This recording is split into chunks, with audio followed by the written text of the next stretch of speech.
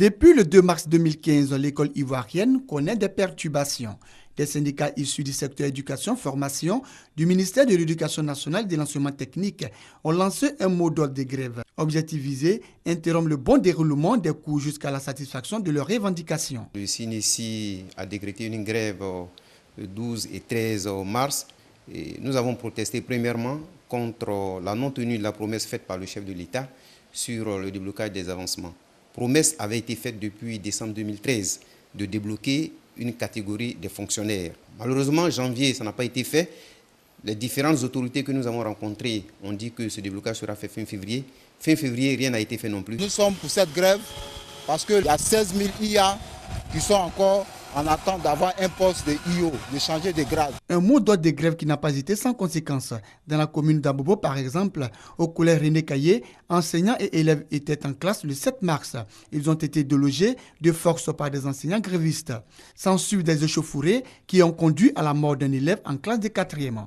Les 16, 17 et 18 mars, même scène de violence à l'intérieur du pays. Les lycées de Bonon, de Diokwe, de Guibérois et bien d'autres établissements scolaires sur le territoire national ont été saccagés par des individus. Bilan, aucun mort, mais plusieurs blessés et de nombreux dégâts matériels enregistrés. Du côté des syndicats des enseignants, on ne reconnaît pas les actes de vandalisme. Les morts ne sont pas tellement du fait de la grève du CNESI. On peut dire que c'est des dommages collatéraux. Le ministère de l'Éducation nationale et de l'enseignement technique condamne ces actes de vandalisme. Nous ne pouvons pas admettre que des biens soient détruits, que des vies humaines soient ôtées et qu'il n'y ait pas de réponse. Parents d'élèves, associations des parents d'élèves, mais aussi certains enseignants ont du mal à comprendre les agissements des grévistes. Je pense qu'ils doivent mettre balle à terre.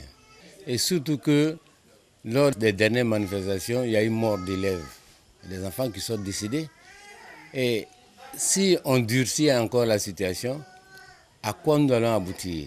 On ne doit pas mettre nos enfants à l'abattoir parce qu'on a déjà payé les scolarités, on a payé beaucoup de fournitures, on a payé assez de choses.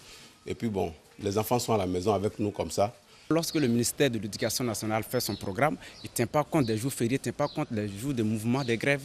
Donc ça fait qu'on est en retard. Il faut trouver des jours pour pouvoir rattraper. Mais quel temps trouver pour rattraper? Quant aux élèves, ils regrettent cette situation. C'est le cas de Samira, 16 ans, en classe de terminale D au lycée classique d'Abidjan. En attendant la fin des congés de Pâques, elle révise ses leçons. C'est pas bon pour tous les élèves en général et surtout pour nous les élèves de terminale. Bon, en général, les élèves qui passent l'examen à la fin de l'année. Parce que c'est pas évident qu'on termine le programme et ça peut nous pénaliser le jour de l'examen. Même appel lancé par ces élèves. Je demande aux professeurs de mettre un peu d'eau dans le vin pour pouvoir nous dispenser le cours tout juste au retour. Moi, nous sommes déjà à 2 mois d'examen.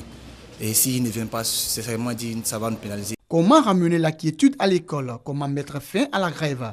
Pour enseignants et parents d'élèves, la solution est simple. Nous demandons aux autorités de vraiment organiser des assises nationales pour se pencher réellement sur les problèmes de l'école. Avec ce gouvernement, qu'on sait très sérieux, il va falloir qu'on sorte la carte de la patience. Il faudra que le gouvernement essaie de prendre ce problème au sérieux. Parce qu'il faudra que les enseignants soient dans de bonnes conditions pour travailler. Vous savez, le travail de l'enseignant est encore plus, c'est le travail le plus difficile. Hein? Selon le ministère de l'Éducation nationale et de l'enseignement technique, des efforts sont pourtant consentis par l'État de Côte d'Ivoire. Il a plu au président de la République lui-même, lors de son message à la nation, de décider de procéder au déblocage des salaires des fonctionnaires. C'est un engagement que personnellement il a pris. S'il prend cet engagement, c'est qu'il va l'exécuter. D'où vient donc cette urgence qui consiste à dire si je n'ai pas eu le salaire débloqué, je ne travaille plus. Le ministère de l'Éducation nationale et de l'enseignement technique souhaite qu'après les différentes rencontres et échanges, les syndicats des grévistes suspendent leur mot d'ordre de grève. Un appel entendu par les enseignants grévistes. Le CNESI s'inscrit dans un principe de dialogue social sincère. Dès lors que ce dialogue social a été ouvert, nous avons donc suspendu le seul mot d'ordre qui restait. Tous les militants du CNESI sont donc invités à reprendre les cours et à s'engager dans toutes les activités pédagogiques. La grève suspendue jusqu'à nouvel ordre le 30 avril rencontre des syndicats des enseignants avec la ministre Kandia Camara. Une rencontre pleine d'enjeux car elle permettra peut-être de dénouer les crises qui ne cessent de secouer l'école ivoirienne en proie à des difficultés.